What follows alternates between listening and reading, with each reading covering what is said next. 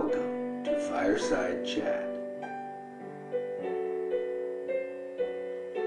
Thanks for tuning in to our program.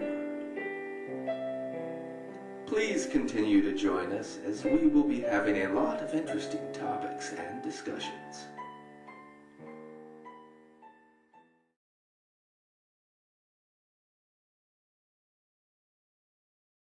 Hello and welcome to Fireside Chat. We're on the road here in Porterville, California at the Cellar Steakhouse here in downtown Porterville on Main Street. And we're here with Carol Wheat. And I'm the co-host of Fireside Chat, Terry Mudge, and my dad over to the far right, Dennis, is the host. It's such a pleasure to be here today, Carol. You are the owner and operator of this restaurant, I take. And what we'll try to do here is what we've done. We're looking at a Saturday afternoon. The doors will be opening before long. So what we want to do here is actually just give Carol the microphone and let her talk a little bit about how long she's been doing this. And I think you mentioned something about your folks before. Yes, my mom bought it 40 years ago. Actually, it's almost 41 years ago. And I've been here ever since I was 13 years old. Been a long time. And she passed away 2 years ago, and then I took it over, and everything's homemade.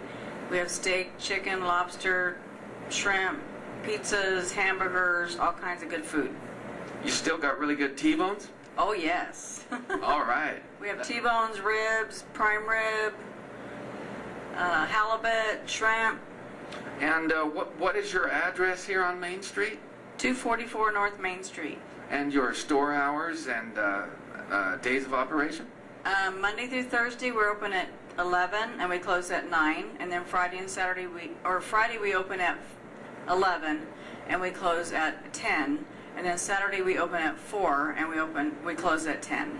All right, that's great. And it just sort of slips my mind now, but tell us how the Cellar Steakhouse here came to be, and a little bit of the history on that. And I know you've been here for a while.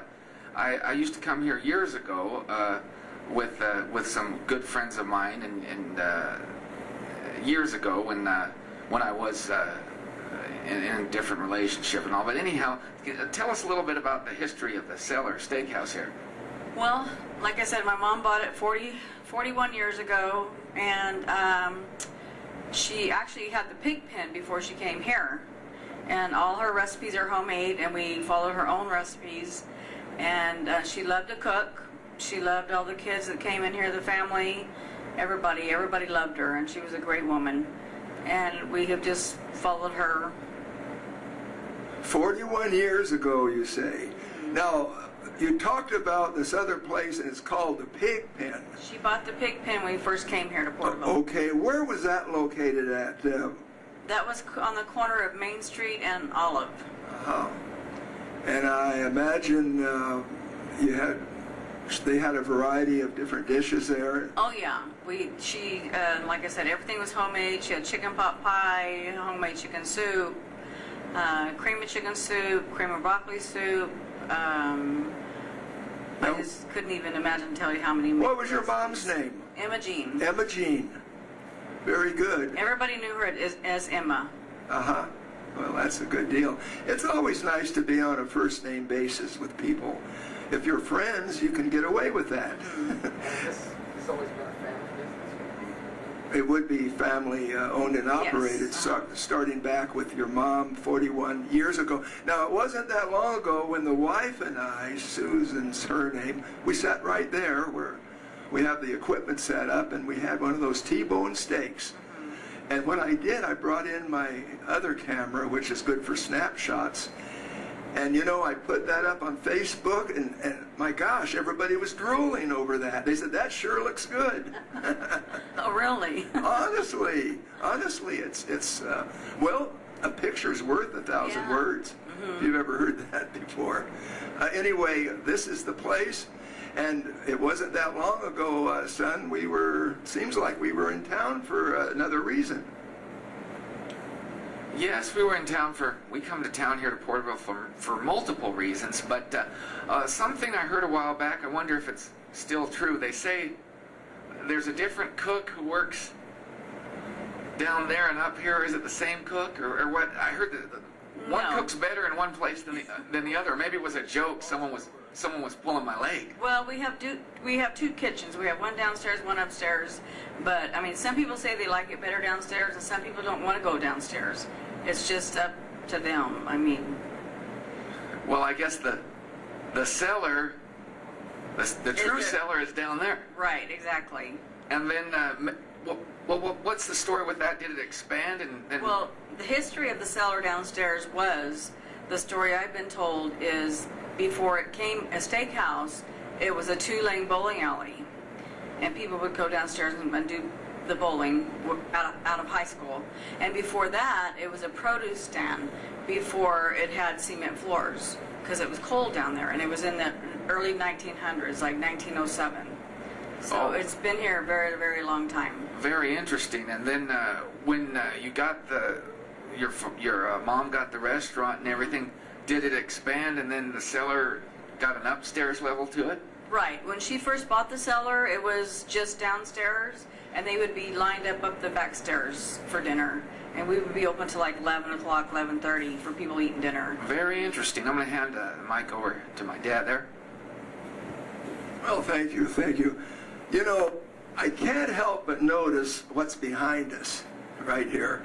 And I actually, maybe a lot of the customers that come in, you have some regulars that do like to bend their elbow sometimes, and there's nothing wrong with that, just so long it's in moderation.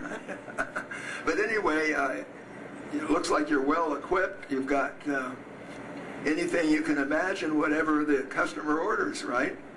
Yeah, we have a full bar, but it's pretty much a family restaurant still. We don't do like just a bar. It's just everybody comes in and eats and drinks and enjoys themselves and go on. You set them up and they knock them right back to Right. you? All right. And we also have dessert, which is really good. We have a banana split pie that my mom made up that recipe, and we sell a lot of that. All right, all right. And yes, it can get interesting and fun here at times. I'm sure you have all kinds of neat stories working here. Yes. And interesting people that you've come across. Oh, yeah. You care to go there on the stories? Or you'd rather? Or is that kind of... I mean, like I said, everybody that's been coming here for the last 35, 40 years that I can remember, it's just everybody comes back when their kids come to town from college or school or they move away. They always want to go to the cellar and eat dinner. So a lot of the locals here kind of grew up with you and grew up with the cellar. Right, exactly. And that's great. That's kind of neat. There's a lot of history. What year did it start again here? When did you start up? Well, like I said, my mom bought it probably in about 1973, but it was the cellar before that, probably about 15 years. So it's been a steakhouse in the 1940, I'd say. I tell you, there's been changes through this area.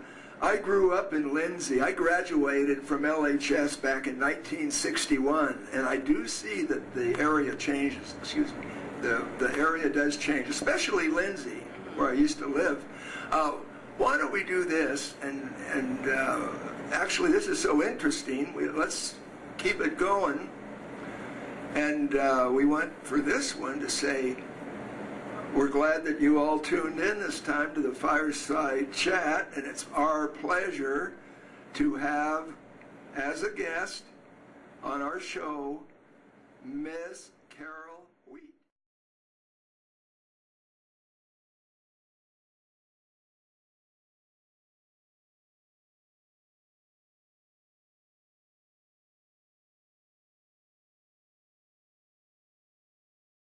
We'll be saying see you for now, and if you want to sink your teeth into a good meal and a good steak, come over here to the Cellar Steakhouse in Porterville on Main Street.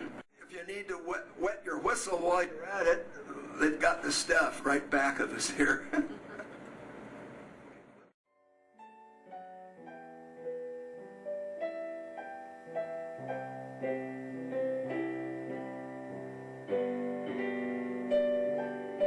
It was a pleasure having you here with us.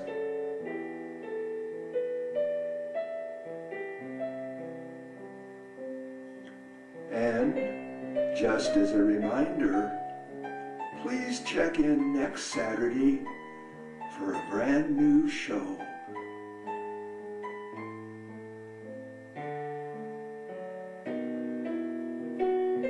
We encourage and appreciate any viewer comments.